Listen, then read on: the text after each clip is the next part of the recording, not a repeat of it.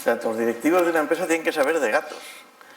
Porque hace 10.000 años aparecieron los perros en el ser humano. Y el perro descubrió que era más fácil comer de los residuos de los asentamientos humanos que cazar. Entonces el ser humano le dijo, oye, pues yo te dejo que comas esto, en los huesos, y a cambio tú me cuidas la cueva, me ayudas a manejar el ganado, me ayudas, bueno, una serie de cosas, y sobre todo eres el único que se alegra cuando llego a casa por la noche. Y entonces dice, oye, ¿y eso qué tiene que ver? Dice, es que los gatos llegaron hace 5.000 años, es decir, tienen un gen mucho más salvaje, y llegaron justo, como veremos, cuando los egipcios que tenían siglos descubrieron que tenían ratones. Entonces el egipcio cogió este animalito que cazaba ratones y lo dejó en el silo y dijo, bueno, tú ahí estás. Bueno, el perro después de todo esto se había convertido en un empleado por cuenta ajena. El gato, como el tipo tenía que comer los ratones porque si no, era un profesional independiente, lo que ahora se llama un autónomo o un emprendedor. Entonces ahora lo que recibimos en las empresas suelen ser gatos. Acabo de hablar con uno ¿dónde está? Y ha dicho, yo me he hecho gato. Bueno, me ha dicho autónomo, pero yo he entendido gato. Y entonces me dedico ahora, estaba trabajando por cuenta ajena y ahora me dedico a vender mis servicios a empresas. O sea, si alguien quiere digitalizar su empresa, aquí está. Bueno, también hemos llegado a un acuerdo sobre la comisión. Bueno, y entonces, ya que conseguí hablar sobre esto, una vez uno consigue hablar sobre temas sobre los gatos y los perros, pues entonces dije esto de los 10 mandamientos y los códigos éticos, esto está tirado a cambio. Entonces, lo primero que vamos a tener, dos partes del discurso. Lo primero es qué son los 10 mandamientos y cuál es su aportación en la historia de la humanidad, y el segundo, cómo influyen en la empresa actual. Son los dos. Entonces, empecemos por la primera parte. La primera parte es la historia de la revelación cristiana. Esto es así, ¿no? O sea, que dice que Dios ha revelado como ser personal a través de la historia de la salvación, creando y educando a un pueblo para que fuese custodio de su palabra y para que preparase la encarnación de Jesucristo. Esto lo dice los resúmenes de Fe Cristiana de 30 de diciembre del 2012. Y entonces dice, oye, la encarnación primero es la revelación de Él, de Dios, pero luego con el tiempo coge un pueblo, que es el pueblo de Israel, y lo inspira para que vaya transmitiendo al resto de los pueblos pues la revelación. Esto que nos han enseñado, que oye, ¿cómo se hace la revelación? Pues se hace a través de los que escribieron los libros sagrados, básicamente, o los que los transmitieron de forma oral. Y entonces este es un poco la revelación. Y parte de la revelación son los 10 mandamientos, que tienen una historia muy curiosa, porque los 10 mandamientos son un código de conducta, por así decirlo, contemporáneo a otros códigos de conducta. Y están justamente en dos libros, el Éxodo y el Deuteronomio. Y además no son 10. Yo no sabía que no eran 10. Pues no son 10. Más bien son 17 en el Éxodo y casi otros tantos, 14 me parece, del 4 al 21 los que haya en el Deuteronomio. Lo que pasa es que dicen los eruditos, dicen, hombre, como era muy complicado, 17 es un número feísimo, pues alguien cogió y dijo, voy a organizarlos en 10, que mnemotécnicamente es mucho más sencillo. Entonces está, o sea, bueno, y además aquí tenemos dos mapas, muy curiosos. Un mapa es el mapa de, teóricamente, la, digamos, evolución del Éxodo. Como los israelitas, saliendo de Egipto, dieron unas cuantas vueltas por el desierto, bastantes, hasta llegar a... Entonces dicen que en un momento determinado Moisés, que estaba un poco cansado del pueblo, pues subió a un monte y allí Dios le expiró los 10 mandamientos. Si uno es creyente, pues ve cómo Dios le inspira los 10 mandamientos. Si uno no es creyente puede pensar que, como Moisés diría, qué pueblo más complicado, a ver cómo lo organizo. O sea que, y aquí tenemos otro, sin embargo, el pueblo de Israel no acabó su peregrinación, digamos, esta fue una peregrinación, por así decirlo, voluntaria. Que una peregrinación fue al Corte Inglés y dijo, quiero un pasaje para dar todas estas vueltas por aquí. Esta fue una peregrinación más bien obligada, porque fue el destierro a Babilonia. Bueno, pues a lo largo de estas 2 peregrinaciones fueron, digamos, organizándose, los 10 mandamientos fueron descubriéndolos, que son, digamos, contemporáneos a algunos códigos de la época. Por ejemplo, está el código de Ur-Nammu, que es el primer rey de la tercera dinastía de Ur, o del el 5º rey, y el código conocido de todos, que es el código de Hammurabi, ¿no? Que es el 6º rey de la primera dinastía de Babilonia. Pero que estos estaban basados en una cosa muy curiosa, que era la ley del talión, que todos sabemos es ojo por ojo, diente por diente. Porque claro, el problema que había hasta estos códigos es que si a ti te mataban un hermano, tú matabas a toda la familia del que te había matado al hermano. Y entonces dijeron, no seáis brutos, matar solo a otro hermano. Y entonces esta fue la fórmula de civilizar un poco más las relaciones entre los seres humanos. Y esta fue la fórmula, ¿no? Y entonces, nada, también, lógicamente, hubo una relación o una influencia en este código, en los 10 mandamientos del derecho egipcio, que era un derecho un poco más complejo, porque este regulaba la relación. Una cosa de las curiosas de Egipto es que no había moneda. Todo se hacía mediante una serie de normas, de trueque, y entonces había toda una legislación de cómo funcionar económicamente, cómo pagar los impuestos al faraón, cuál era la autoridad del faraón, esa muy, muy compleja, ¿no? Entonces, claro, estos códigos, porque mi opinión es que la inspiración de Dios a los autores de los libros sagrados es aprovechando las circunstancias también del momento. O sea, no se trataba solamente de, bueno, aprovechando las circunstancias del momento, les iba inspirando. Entonces, esto es la versión católica de los 10 mandamientos, que son los 10 que conocemos: amarás a Dios sobre todas las cosas, no dirás el nombre de Dios en vano, santificarás las fiestas, honrarás a tu padre y madre, no matarás, no cometerás actos impuros, no robarás, no darás falsos testimonios, no consentirás pensamientos ni deseos impuros, no codiciarás los bienes ajenos, que están en el Evangelio de San Mateo. Y luego, sin embargo, te dicen, bueno, pero esto, saber los 10 de los 10. Al final llega en un momento el Evangelio, este libro de management que ha dicho Jaime, y dice, estos 10 mandamientos se encierran en 2. Amarás a Dios sobre todas las cosas y al prójimo como a ti mismo. De hecho, los 10 mandamientos tienen 2 partes. Una parte de fundamentos con Dios y una parte de cómo funcionar en una sociedad. Estos son así. Entonces, bueno, para la tradición católica los 10 mandamientos fueron revelados. Pero hay una cosa curiosa, son accesibles por la razón natural, ¿no? Por la razón. De manera que, según los expertos, aquí tenemos a Santo Tomás de Aquino, que dice, hombre, si usted fuera una persona muy racional, podría llegar a descubrir los 10 mandamientos. Si usted se empeñase en ver normas de buen funcionamiento personal y en una sociedad, usted podría llegar a descubrir los 10 mandamientos.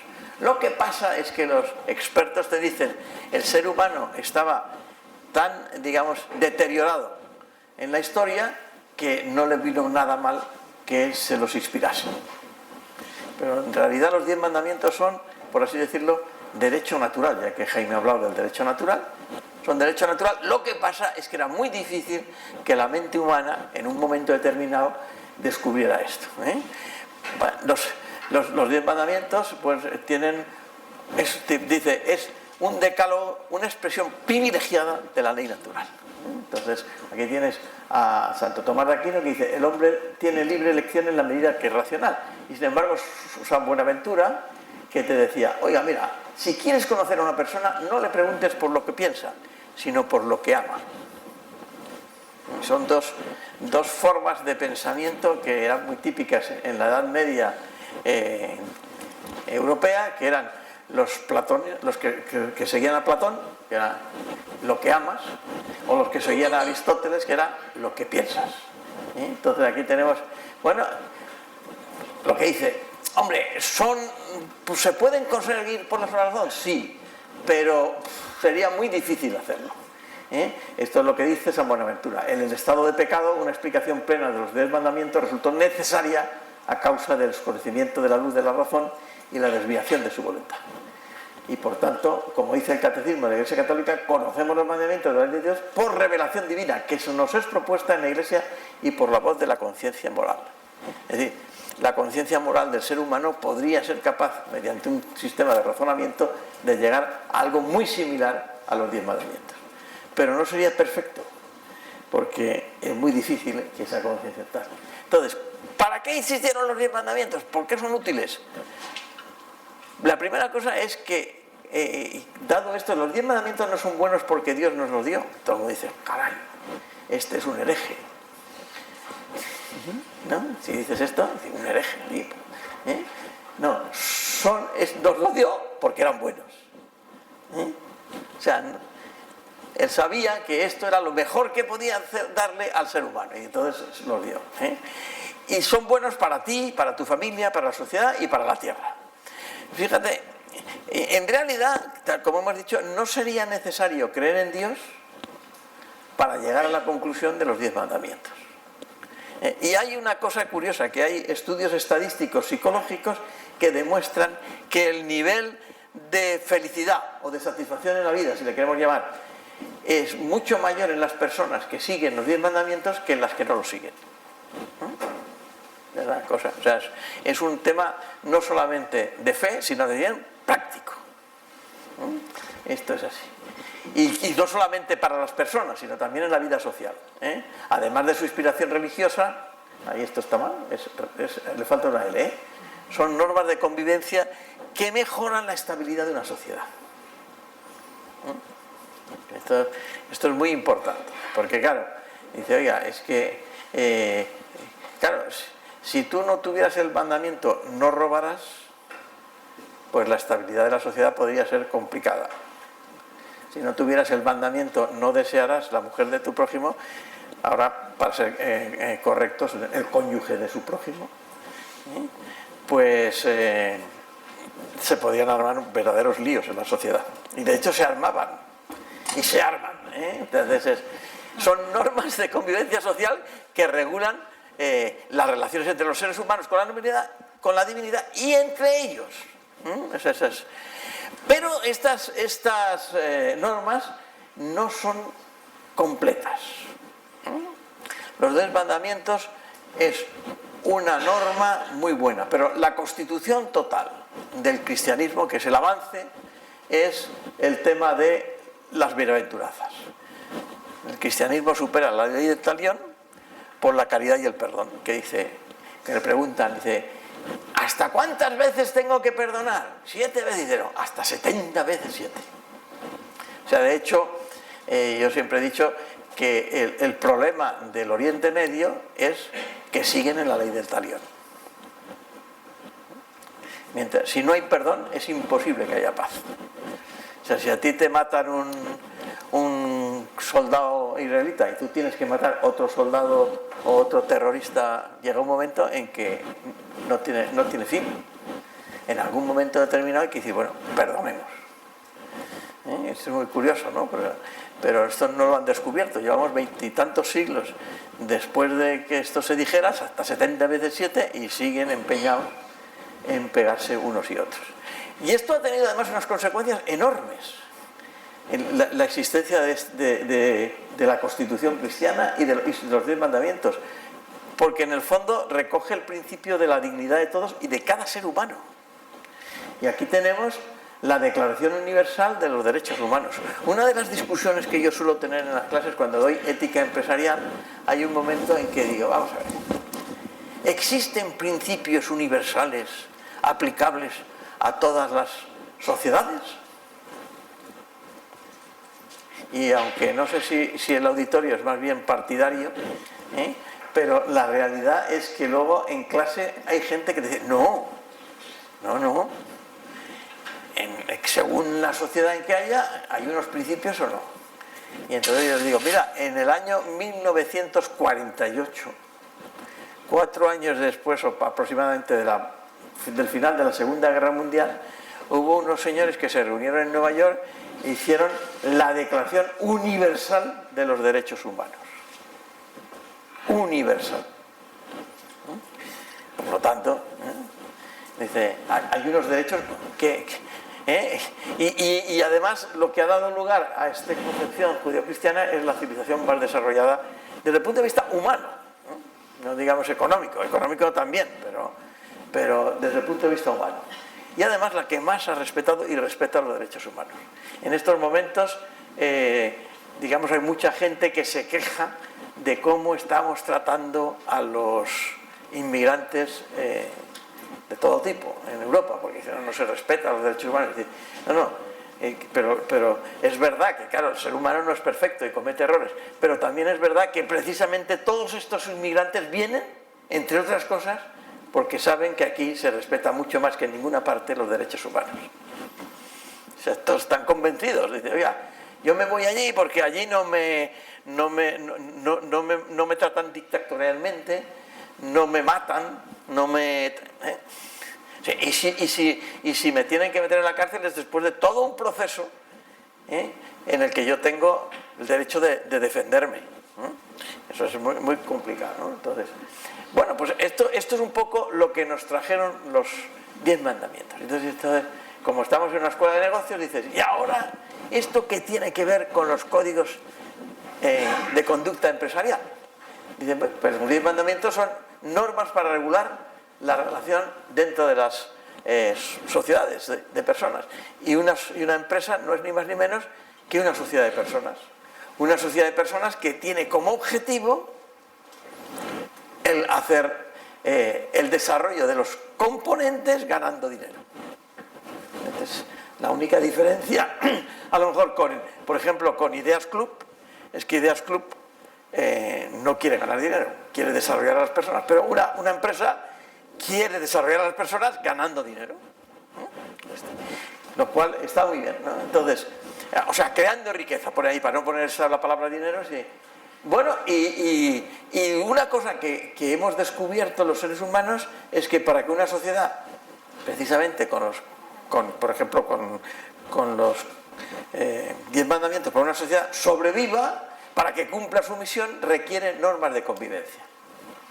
Normas de convivencia que después de estudiar todas las normas de convivencia que hay por ahí, pues búscate las normas de convivencia que marca, por ejemplo, el Islam, ¿no? El Islam no es ni más ni menos que un decálogo de normas de convivencia.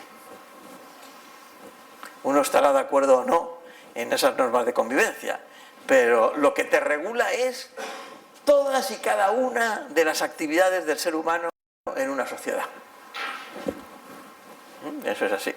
El Código de Hammurabi te regulaba las normas de convivencia en los reinos babilónicos. Entonces, bueno, todo esto dice, bueno, pues inspirémonos en la que parece que ha dado lugar a lo mejor de la sociedad y de la cultura, que son los 10 mandamientos. Principios. Los 10 mandamientos tienen 2 partes. Uno que son los 3 primeros, que como hemos visto se refieren a su relación con Dios. Y los 7 segundos, que se refieren a la relación entre todos. Los 3 primeros son: amarás al Señor con todas tus fuerzas. Es el principio de todo. O sea, tiene que haber algún principio que ancle el resto de los mandamientos. Y luego están los 7. Pues bueno, estos primeros en la empresa se llaman los valores. Lo mismo que en los 10 mandamientos dice, mire, la relación con Dios, esto es lo que ancla todo. En las empresas dice, bueno, necesitamos algo que ancle todo. Se lo llaman los valores de la empresa. Que tienes ahí, por ejemplo, aquí tienes Nestlé, dice, tengo unos ciertos valores que voy a cumplir. O Flosberger dice, tienen que basarse en los valores centrales, la ética, la integridad y la confianza. Aquí tienes los principios de Inditex, ahora que está de moda, pues, después de que Amancio Ortega ha dado no sé cuántos miles de millones, ¿cuántos han sido? 300 millones para la sanidad pública, con lo cual creo que Iglesias y compañía los van a rechazar porque no pueden recibir de un potentado algo en la sanidad pública, ¿no? Los van a rechazar y van a decir que se los devuelvan a Mancio Ortega, pues sobre todo en Galicia, y entonces lo dicen en Galicia y ya verán con la cara. Entonces ¿qué queda esto, no? Principios, dice, Inditex dice, tenemos unos principios y estándares básicos, que son, todas las operaciones de Inditex se desarrollarán bajo el prisma ético y responsable. El cumplimiento de la legislación vigente en cada país es presupuesto necesario para el presente código. El comportamiento de los empleados de Inditex se ajustará al espíritu y letra de este código de conducta. Todas las personas físicas y jurídicas que mantengan de forma directa o indirecta cualquier relación laboral, económica y social o industrial con Inditex recibirán un trato justo y digno. Todas las actividades de Inditex se realizarán de la manera más respetuosa con el medio ambiente, favoreciendo la conservación de la biodiversidad y la gestión sostenible de los recursos. Estos son los, digamos, valores de Inditex, en teoría. Sobre los demás, con códigos de conducta, las demás normas de conducta de Inditex tendrán que basarse en esto de aquí. Entonces, son normas de convivencia, por ejemplo, los 7 restantes. Ya vamos a las normas de convivencia. Hay uno que dice, bueno, el 7º dice, no robarás. Entonces, ¿eso cómo se come en la empresa? En la empresa pues se come en ningún empleado de Inditex podrá ofrecer, conceder o solicitar, aceptar directa o indirectamente regalos, dádivas, favores, compensaciones en metálico o en especie, cualquiera que sea su naturaleza, que pueda influir en el proceso de toma de decisiones relacionado con el desempeño de las funciones derivadas de su cargo. O sea, no se puede ser corrupto.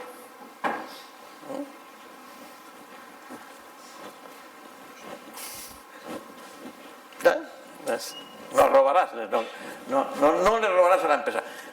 Yo tengo algunas cuando doy clase, tengo en algún momento determinado, tengo códigos de conducta para enseñar. Y hay muchos códigos de conducta que al final hacen una cosa que se llama preguntas y respuestas. Porque esto lo que sirven es para orientar. Entonces hay uno que es muy divertido, que a mí me gusta mucho para explicarlo, porque dice, usted tiene con su cónyuge una empresa de artes gráficas. Está convencido de que el producto de su empresa es más barato y de mejor calidad que el que utiliza la empresa en donde usted trabaja por cuenta ajena. La pregunta: ¿puede usted ofrecer este producto a la empresa en la que trabaja? ¿Qué le parece? ¿Sí o no?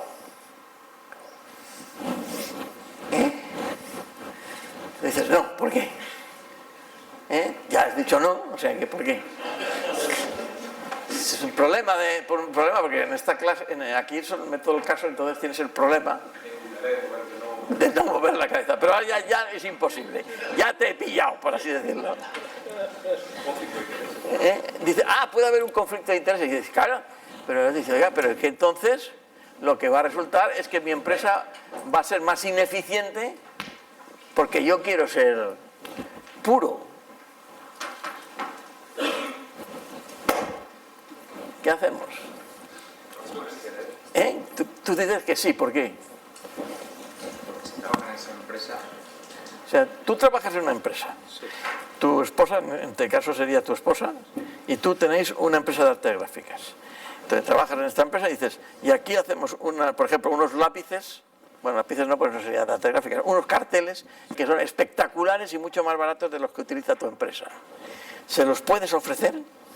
¿A la empresa? A la empresa en la que tú trabajas. Sí, para que la otra lo ofrezca a sus clientes. Claro, dice, oye, y yo... Es un deber. Para que Es deber porque es más barato, ¿no? No, para que la empresa en la que trabajas y en la que crees produzca el mejor servicio. O el mejor... Pero ahí te dice, ¿cómo es tu nombre? Juan José dice, no, porque puede haber conflicto de intereses. El conflicto lo van a ver si no apoyas a Ese sí que es un conflicto. Ese es un conflicto. Allí.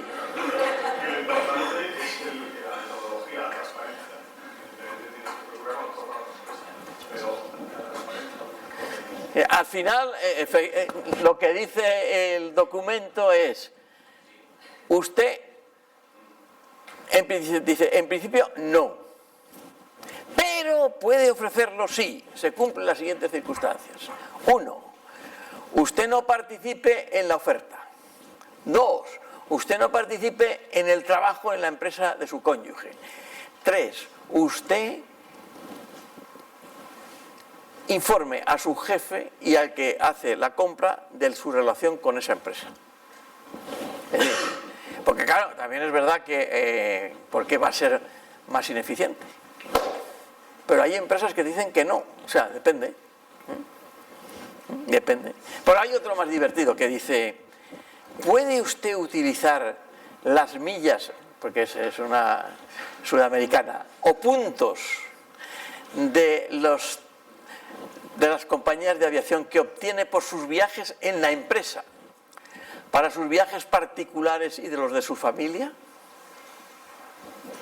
¿Qué os parece? Que sí. No sabe. ¿Eh? Si no hay una regla de la empresa que diga que esas millas se apuntan a la empresa, se apuntan a título individual, por supuesto Que sí. ¿Qué os parece? ¿Eh? ¿Eh? ¿Qué es? Que no debe. ¿Y por qué uno sí y otro no? Porque ese punto se ha mantenido a base de estar fuera de casa. Bueno, esta es una discusión que se parece mucho a la de dos obreros en la época de la Unión Soviética. Había dos obreros en la época de la Unión Soviética, los dos del partido comunista, y uno le decía al otro, dice, si tuvieras 2 casas, ¿qué harías? Y el otro le respondía, una se la daría el partido. Si tuvieras 2 coches, ¿qué harías? Uno se lo daría el partido. Si tuvieras 2 motos, ¿qué harías? Uno se lo daría el partido. Dice, si tuvieras 2 bicicletas, ¿qué harías? Dice, un momento que 2 bicicletas sí tengo. Claro, dice, los puntos son míos. Bueno, entonces lo que responde esta empresa es sí, porque la empresa se lo autoriza. Pero, punto y seguido, lo que no puede usted hacer es manipular el viaje que le hace la compañía oficial de viajes de la compañía para obtener más puntos. Es decir, mira, tengo que ir de Madrid a Bogotá, a Montevideo, que acabo de ir, y dice, pues mira, necesito unos puntos para los viajes del verano, pues me sacas un billete Madrid, Nueva York, San Francisco,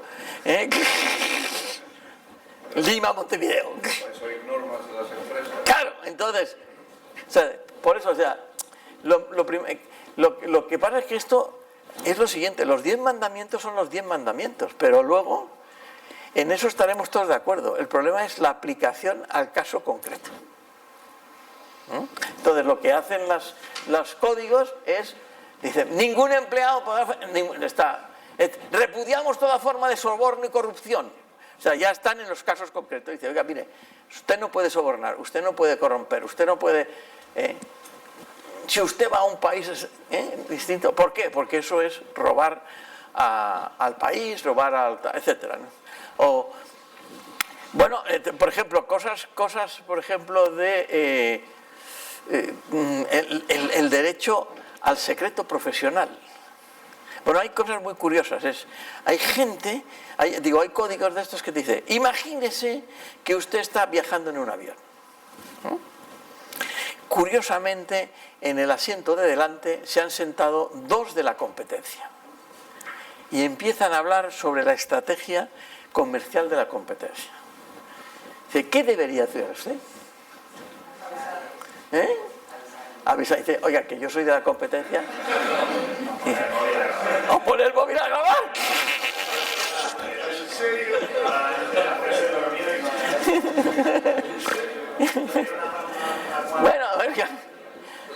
pues el código más estricto dice, no, usted debería decirlo, dice, mire, yo soy de la competencia, ustedes si quieren sigan, pero que sepan que me están relevando. Y aquí lo que te dice es que se respeta esta información, incluso información que has obtenido de los clientes, de los proveedores, de la joint venture, etcétera, etcétera.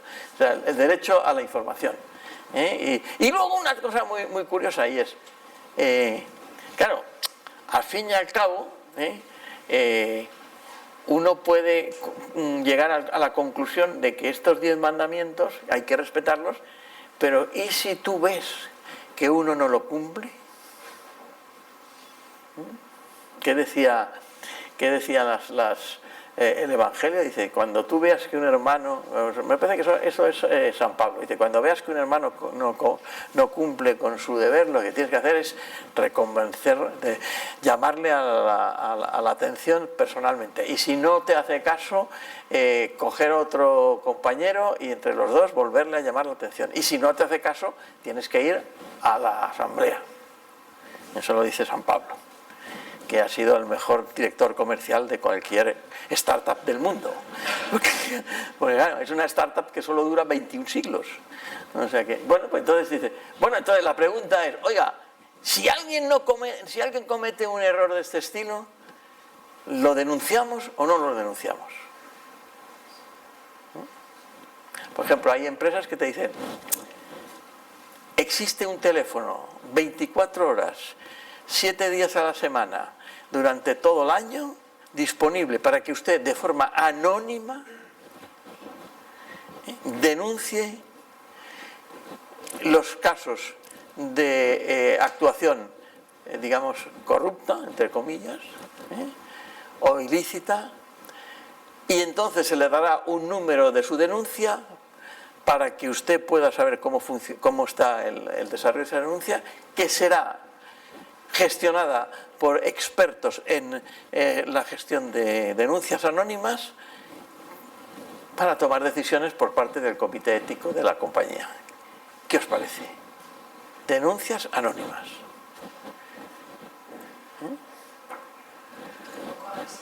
Un poco agresivo. Bueno, esto no es tan extraño, ¿eh? Hubo un momento en que la legislación fiscal española no solamente lo animaba, sino que lo retribuía. ¿Qué os parece?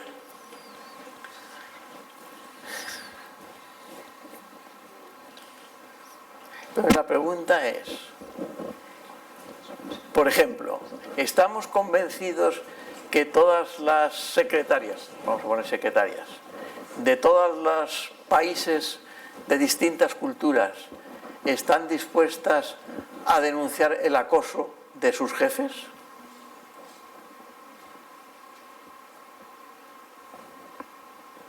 ¿O no? Si existe ese, por así decirlo, sistema de comunicación, a lo mejor, por la cuenta que les trae, los jefes son más respetuosos. O sea que a veces hay que ponerle patas, porque y esto tiene que ver, dice, oiga, y esto, dice, dice, ¿por qué lo pone? Dice, ¿es que no se fía usted de la gente? Dice, hombre, no es que no me fíe de la gente, pero de vez en cuando comete errores.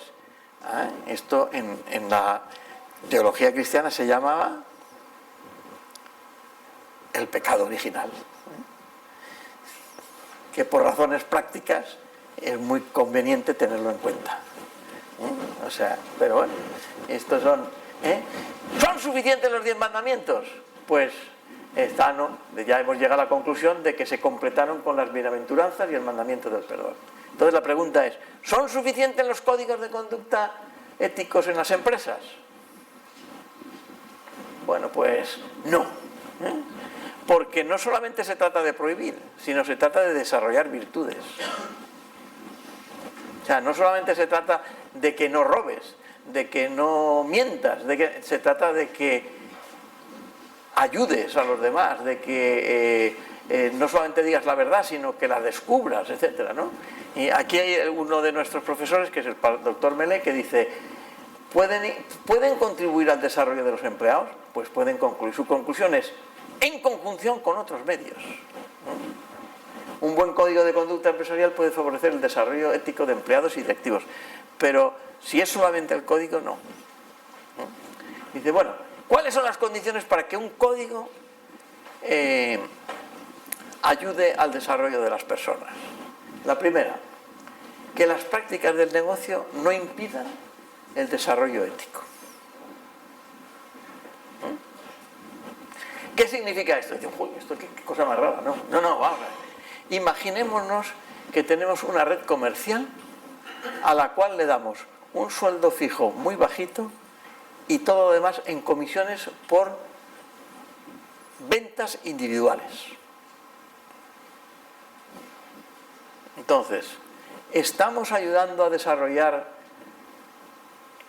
la transmisión de conocimientos comerciales dentro de nuestra red para que unos se ayuden a otros? No solo no estamos casi impidiéndolo. Había un banco que tenía una costumbre que era que todos los años contrataba comerciales, pero la condición era que todos los años el 20% de los comerciales menos eficaces eran despedidos. Y descubrieron que siempre despedían a los nuevos. Porque claro, el veterano no le enseñaba al nuevo ni de broma. Claro. O sea, eso lo decía también Juan Pablo II en la Centésimos Años. Dice, está alienada una sociedad que hace imposible la relación solidaria entre las personas, ¿no? Porque la dificulta, él decía la dificulta, ¿eh? Segundo, las prácticas no pueden exigir comportamientos heroicos, porque entonces es muy difícil. Las leyes tienen que ser cumplibles, es decir, las leyes tienen que ser cumplibles, las normas que haces tienen que ser cumplibles. ¿Alguno de vosotros alguna vez ha ido a 20 por hora cuando lo pone un disco de circulación? Pues los hay de 20 por hora, ¿o no? ¿Y qué dices? Que se me cae el coche. O sea, que las leyes tienen que ser también razonables, ¿eh? O sea, las normas tienen que ser razonables. Otro tema es que hay que explicarlas. Los códigos de conducta, como hemos visto, son buenos para explicarlos, con procesos de formación y formulación participativos, con procesos de comunicación. Esto significa que cuesta mucho dinero. O sea, la ética, entre comillas, no es gratis. Y los instrumentos de ética no son gratis. Te cuesta dinero formarlos. Y luego la utilización, por ejemplo, la aplicación de castigos. O sea, si no eres ejemplar en la aplicación de castigos será muy difícil. O la aplicación de premios. Y sobre todo las decisiones personales, ¿eh? En búsqueda de la excelencia empresarial. O sea, al final los 10 mandamientos están muy bien, pero sin las bienaventuranzas no acaban de funcionar. Porque la gente solo con las prohibiciones tampoco funciona. Eso ahora se llama liderazgo. Siempre cuando voy a una empresa, a mis alumnos les digo, si queréis triunfar hay 2 cosas que hay que hacer. Cuando llegas a una empresa y te dicen, ¿y aquí qué pasa? Porque tenemos mucha dificultad. Dice, siempre hay un diagnóstico seguro, que siempre aciertas. Es falta motivación. Y dice, y cuando te digan, ¿y esto cómo se arregla? También hay un diagnóstico seguro, que siempre acierta. Dice, esto se arregla con liderazgo. Cobras la minuta y te vas, porque... Entonces, no es broma, o sea, todo esto del ejemplo es el liderazgo, ¿eh? Bueno, porque ¿cuáles son los objetivos de estos códigos? Como eran defender los intereses de la compañía, eran defender los intereses, los 10 mandamientos, defendiendo los intereses de la sociedad, ayudar a sus componentes a no cometer errores y ayudar al desarrollo de sus virtudes. Entonces, como dice Goethe, dice, trata a un hombre tal como es y seguirá siendo lo que es.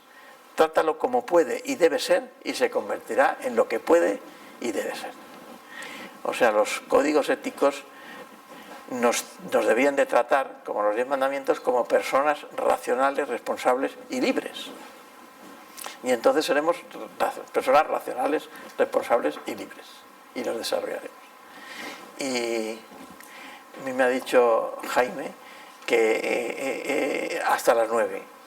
Pues son las 9:02. Como hemos empezado con 4 minutos de retraso, no, con 7 minutos de retraso, y tú te has comido unos cuantos, nos quedan como 4 o 5 minutos para el debate este que has ofrecido. O sea que muchas gracias. Bueno.